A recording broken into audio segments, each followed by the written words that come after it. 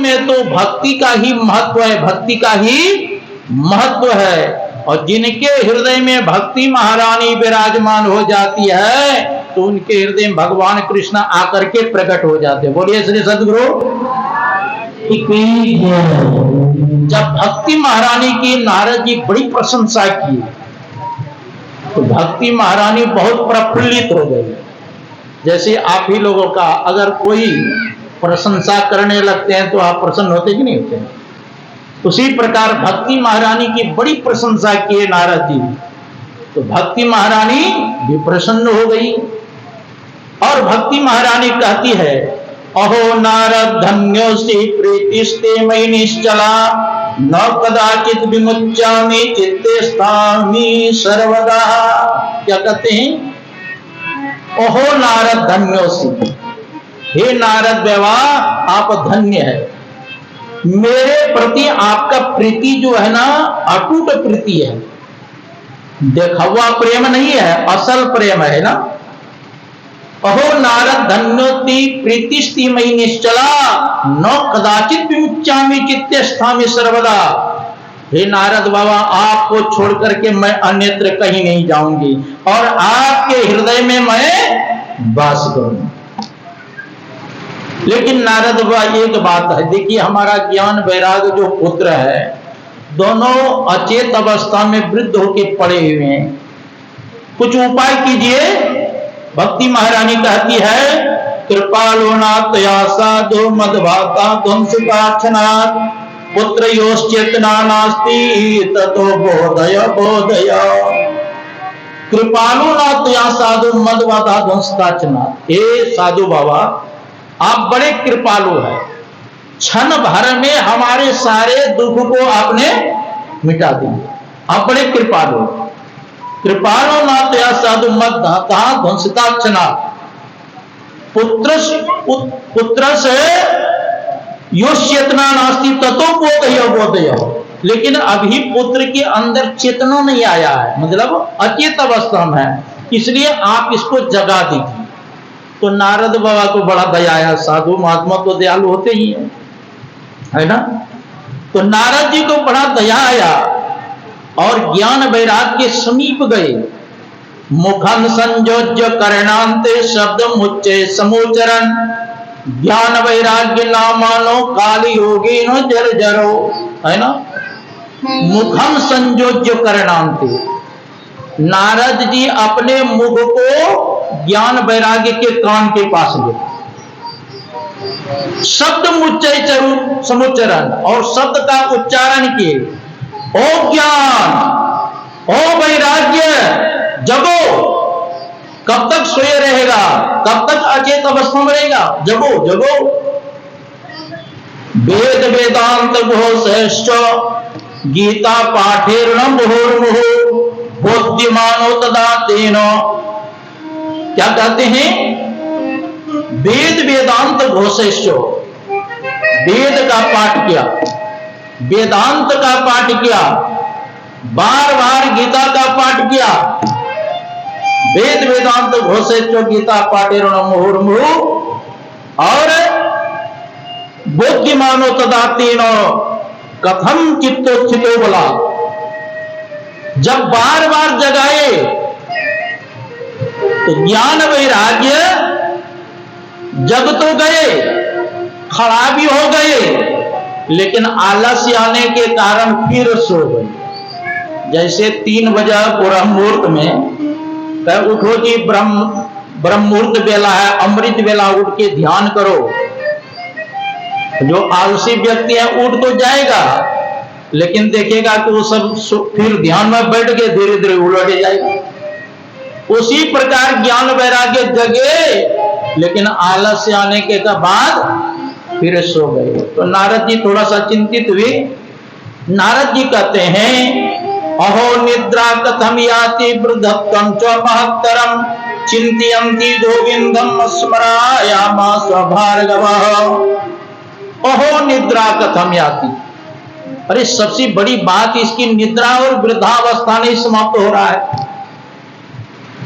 चिंतयन्ति गोविंद स्मरामास भार्गवः, इसलिए नारद जी भगवान का स्मरण करने लगे। देखो, गृहस्थ और महात्मा में यही फर्क है। आपके पास जब दुख आता है तो आप चिंतित हो जाते हैं, दुखित हो जाते हैं, लेकिन संत महात्मा कि अगर ऊपर विपत्ति आते हैं, काम अगर पूरा नहीं होता है तो भगवान का चिंतन करने लगे, भगवान का चिंतन करने लगे। और जैसे भगवान का नारद जी चिंतन करने लग गए, उसी समय आकाशवाणी हुई, व्योम वाणी तदेवा भुवन मारिषे कद्यतामिति उद्यमः सफलस्तेयं भविष्यति न संशयः। व्योम वाणी तदेवा भुवन मारिषे कद्यतामिति, आकाशवाणी हुई, हे नारद बाबा खेद मत करो, आपका उद्योग सफल होगा। इसके लिए आपको एक सत्कर्म करना पड़ेगा। वो सत्कर्म कोई महापुरुष आपको बताएंगे, जिसके करने से ज्ञान वैराग्य जवान हो जाएगा और भक्ति महारानी को सुख का अनुभव होगा। तो नारद मुनि को समझ में नहीं आया, आकाशवाणी जो हुई तो कहा एक सत्कर्म करना पड़ेगा, एक महापुरुष बताएंगे। ये तो नहीं कहा कौन सत्कर्म करना है, अब कौन महात्मा हमको बताएंगे, ये तो खुलासा नहीं किया। तो नारद जी ने बहुतों पंडितों से पूछा, जो आकाशवाणी ने कहा एक सत्कर्म करने के लिए एक महापुरुष आपको बताएंगे, जिसके करने से ज्ञान वैराग्य जवान हो जाएंगे, अब भक्ति महारानी को शांति मिलेगी, सुख मिलेगा। वो सत्कर्म क्या है? बहुत शास्त्र को उल्टा के देखा, लेकिन किसी को कुछ पता नहीं चला। तब नारद जी के मन हुआ तपस्या करनी चाहिए। नारद जी ज्ञान वैराग भक्ति महारानी को वहीं वृंदावन में छोड़ करके चले गए, कहा? बद्रिका आश्रम, जो हरिद्वार से भी लगभग 350 किलोमीटर ऊपर है। वहां जहां की नर नारायण भगवान तपस्या किए थे, जहां वेद व्यास जी महाराज के गुफा भी है, जहां 18 पुराणों की रचना की, मतलब वेद व्यास जी महाराज बोले और गणेश जी ने उसको लिखे, वही बद्रिका आश्रम गए। और जैसे मन में हुआ कि अब तपस्या करनी है, उसी समय ब्रह्मा के 4 मानस पुत्र सनक, सनंदन, सनातन, सनत कुमार प्रकट हो गए।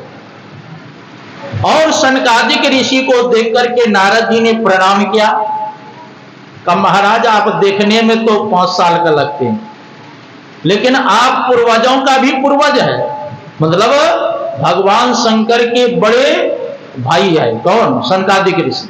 आप कहेंगे भगवान शंकर के बड़े भाई कैसे हुए? ब्रह्मा जी मन से सृष्टि पहले करते थे, माता के पेट से नहीं, मन से उत्पन्न करते थे। सनक, सनंदन, सनत कुमार को अपने मन से प्रकट किए और कहा बेटा तू तपस्या करके सृष्टि करो। सनकादिक ऋषि ने कहा नहीं पिताजी, हम सृष्टि नहीं करेंगे, हम प्रपंच में नहीं पड़ेंगे, हम भगवान का भजन करेंगे। तो ब्रह्मा जी के मन में हुआ मेरा पुत्र होकर के मेरे आज्ञा का पालन नहीं कर रहा है, तो बड़ा क्रोध हुआ ब्रह्मा जी। अब फिर मन में हुआ आखिर तो मेरा ही पुत्र है ना, फिर दया आ गया। तो क्रोध को रोकते रोकते ब्रह्मा जी के भ्रुकुटी से रुद्र प्रकट हुआ, मतलब भगवान शंकर, और कहा कि मैं क्या करूं? कहा सृष्टि करो। तो भगवान शंकर भूत प्रेत अज्ञा बताल का सृष्टि करने लग गए। ब्रह्मा जी के सृष्टि को ही भक्षण करने लग गए। ब्रह्मा जी ने कहा बस अब सृष्टि मत करो, जाओ तपस्या करने के लिए। तो भगवान शंकर चले गए श्मशान घाट तपस्या करने के लिए। तो नारद जी कहते हैं आप देखने में तो छोटे लगते हैं 5 साल के, लेकिन आप पूर्वजों का भी पूर्वज है। तब सनकादिक ऋषि ने पूछा नारद जी क्या बात है, अब बड़े व्यग्र लग रहे हैं। किसी पुरुष का जैसे धन समाप्त हो जाए, जैसे व्यग्र होते हैं उसी प्रकार आप व्यग्र लग रहे हैं, और आप विरक्तों में शिरोमणि हैं, ब्रह्मा के पुत्र हैं आप, क्या कारण है? तब नारद जी कहते हैं पृथ्वी लोक में गया और ज्ञान वैराग्य वृद्ध हो गए हैं। उनकी माता भक्ति महारानी बहुत दुखित है और आकाशवाणी ने कहा एक सत्कर्म करो, ज्ञान वैराग्य जवान हो जाएंगे, भक्ति महारानी को सुख मिलेगा। तो वह सत्कर्म क्या है? और कहा कोई एक महापुरुष बताएंगे। तो आपसे बढ़कर और कौन महापुरुष मिलेंगे, आप हमको बता दीजिए। तब सनकादिक ऋषि ने कहा इसके लिए जो सत्कर्म कहा गया वह है भगवान के कथा लीला का स्मरण करना, सत्संग करना, यही सत्कर्म है। तो कहा महाराज जब मैंने वेद वेदांत उपनिषद गीता का पाठ किया तब ज्ञान वैराग्य जवान नहीं हुआ, और मैं ये सत्संग कथा भागवत सुनाएंगे तो कैसे वो जवान हो जाएगा? तो देखो नारद, वृक्ष के नीचे ऊपर रस रहता है ना, लेकिन वृक्ष के छाल का रस पिएंगे तो कैसा लगेगा? पीने में कच्चा लगेगा।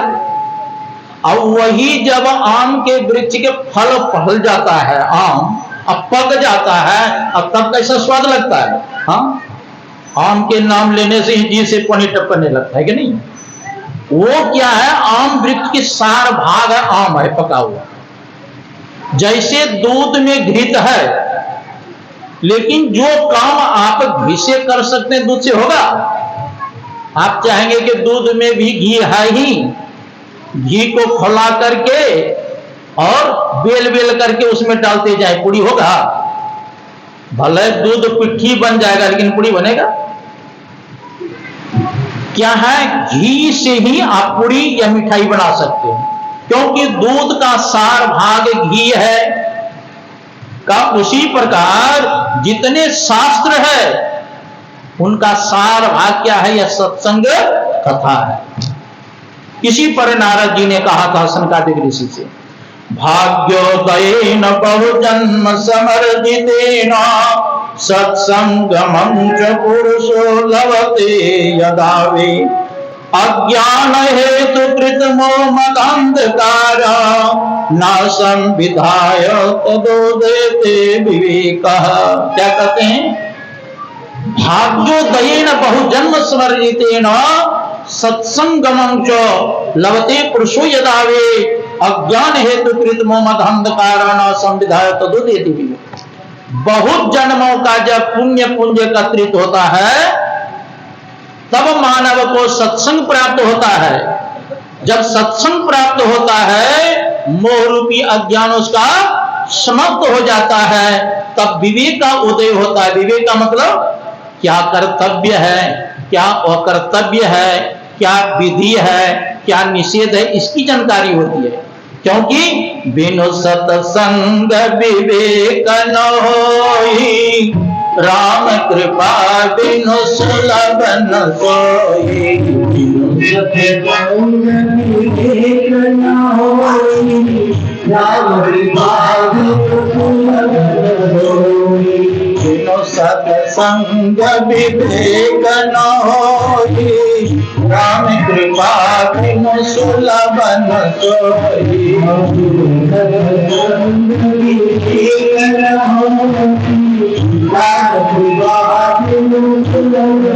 सोई।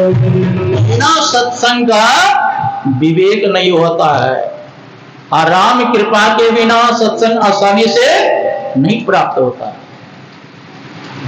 तो सत्संग करने से ही विवेक होता है, क्या करना चाहिए क्या नहीं करना चाहिए, क्या विधि है क्या निषेध है, इसकी जानकारी होती है।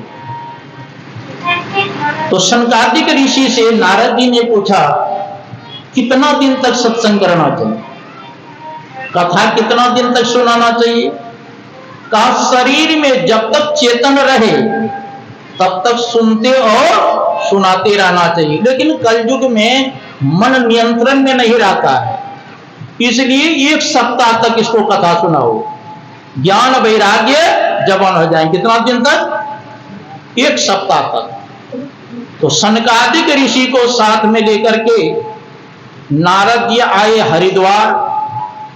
हरिद्वार में आनंद घाट है और वहां के गंगा जी का जल भी बड़ा निर्मल है, सुंदर है ना। जो हरिद्वार गएंगे, हड़की पेड़ी में देखें कितना सुंदर है जल, वहां जाने के बाद ही लगेगा कि स्नान करने डुबका लगा लिया, बड़ा कंचन है वहां का। तो वहां आनंद घाट आए और सनकादिक ऋषि को एक सिंहासन पर बैठा दिए और नारद जी श्रोता बन करके बैठ गए। जैसे ऊपर में जो कथा करने वाले उसको कहते हैं वक्ता, हाँ, जो नीचे बैठ के सुनते हैं उसको क्या कहते हैं? श्रोता। श्रोता सुमति सुचील सुचि कथा रसिक हरिदास पाई उमा की गोप्यमपि सज्जन करहि प्रकाश। श्रोता कैसा होना चाहिए? श्रोता सुमति मन सुंदर बुद्धि वाला होना चाहिए, सुशील होना चाहिए, विनम्र होना चाहिए और पवित्र होना चाहिए। ऐसे जब श्रोता मिलते हैं तब वक्ता गुण रहस्य युक्त निकाल करके श्रोता को कथा सुनाते है ना। तो सनकादिक ऋषि कथा कहना प्रारंभ की। उन्होंने कहा कि श्रीमद् भागवत महापुराण में 18 अध्याय है। कितना है? 12 स्कंद है। ये जो है श्रीमद् भागवत महापुराण अष्टादश पुराण वचन, इसमें कहा ग्रंथो अष्टादश सहस्रो द्वादश स्कंद संहिता परीक्षित सुख संवाद श्रीनु भागवतम चौतत्। ग्रंथो अष्टादश सहस्रो, इसमें 18,000 श्लोक है। कितना है? 18,000 श्लोक है और 12 स्कंद है और 335 अध्याय है। सुखदेव मुनि और परीक्षित का संवाद है। इसी को श्रीमद् भागवत महापुराण कहते हैं। इसी को क्या कहते हैं?